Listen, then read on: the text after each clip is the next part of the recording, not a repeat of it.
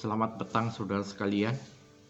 Kembali kita akan mempelajari pelajaran sekolah sahabat kita pada hari Selasa yang berjudul Mesias, tanda petik, orang Persia.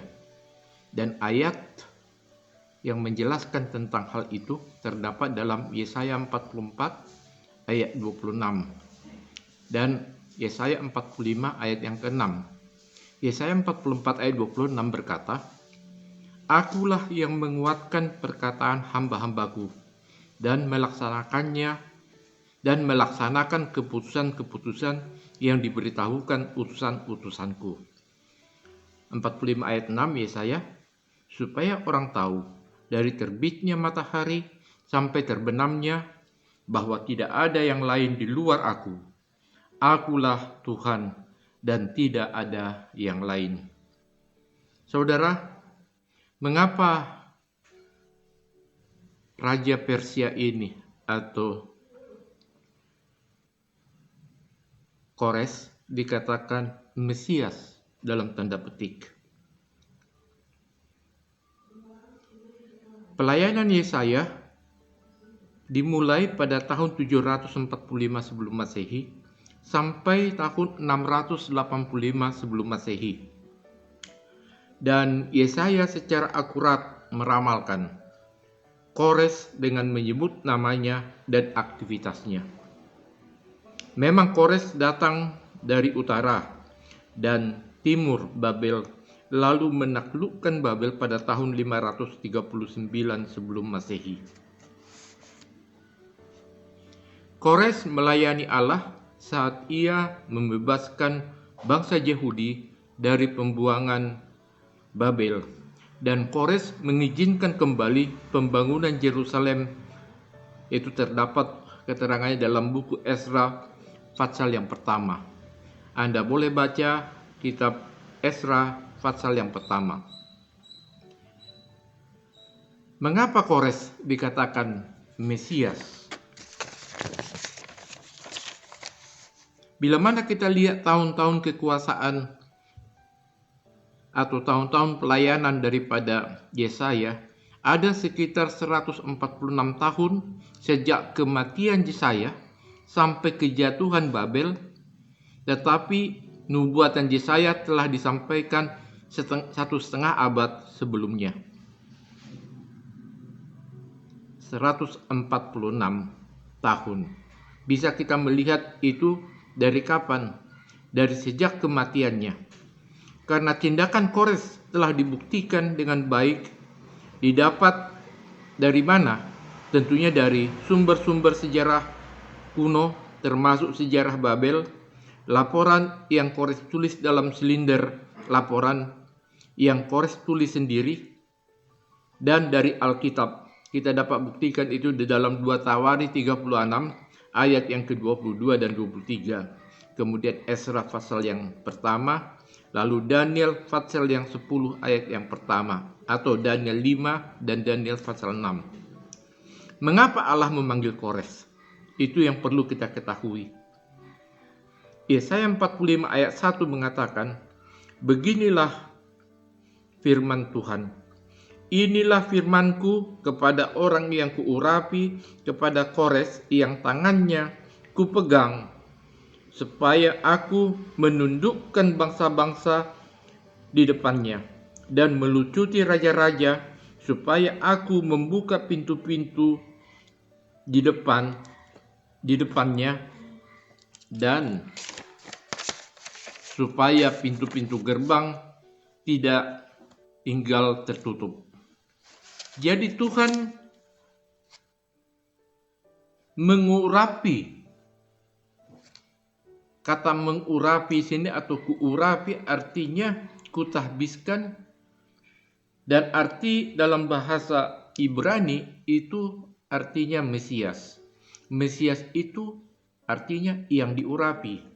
Jadi kita melihat di sini bahwa Kores diurapi oleh Tuhan. Ya. Jadi kalau kita merujuk ke dalam perjanjian lama, bahwa itu berarti sama seperti para imam di bait suci, mereka diurapi. Kemudian para raja Israel itu diurapi. Dan itu boleh dikatakan tanda petik Mesias. Lalu apa hubungannya Mesias yang demikian dengan Mesias yang sesungguhnya? Dari sudut pandang Yesaya, Kores adalah raja di masa depan. Sebab kita tadi sudah mempelajari ada 146 tahun masa nubuatan ini yang diberikan kepada Yesaya, dan itu dibuktikan oleh firman Tuhan.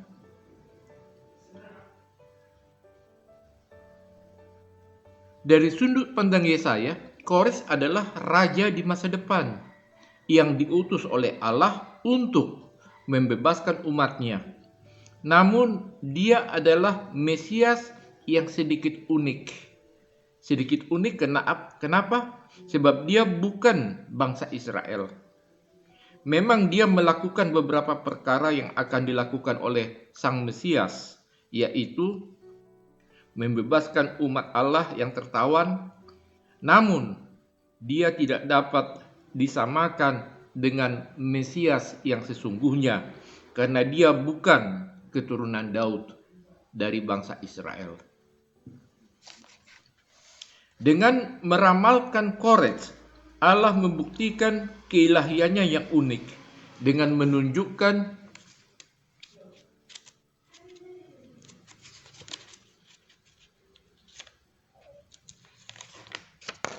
bahwa ia sendiri mengetahui masa depan. Dia juga menjangkau kepada Kores dan berkata dalam Yesaya 45 ayat 3, Aku akan memberikan kepadamu harta benda yang terpendam dan harta kekayaan yang tersembunyi, supaya engkau tahu bahwa akulah Tuhan Allah Israel yang memanggil engkau dengan namamu.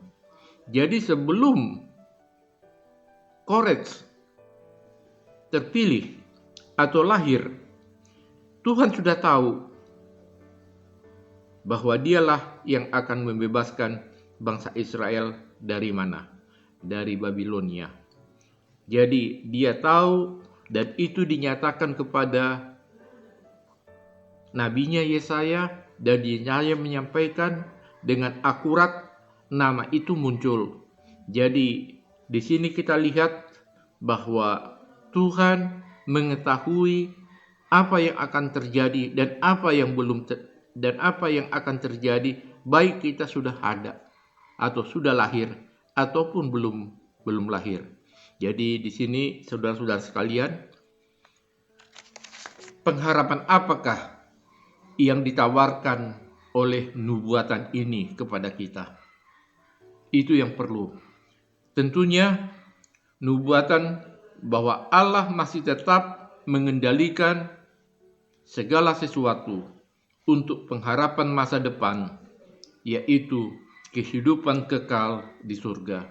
Inilah yang kita ketahui, bahwa kita tetap berpengharapan di dalam Yesus, karena hanya di dalam Yesus ada keselamatan, dan di dalam Yesus ada kedamaian. Bangsa Israel gundah oleh karena mereka sebagai umat yang dijanjikan harus mengalami berbagai-bagai persoalan hidup. Tetapi Tuhan kembali menyayangi mereka dengan melepaskan dengan janji kelepasan, dan itu digenapi sesuai dengan nubuatan daripada Nabi Yesaya, yaitu 1,5 abad sebelum hal itu terjadi sudah dinyatakan Allah kepada Yesaya.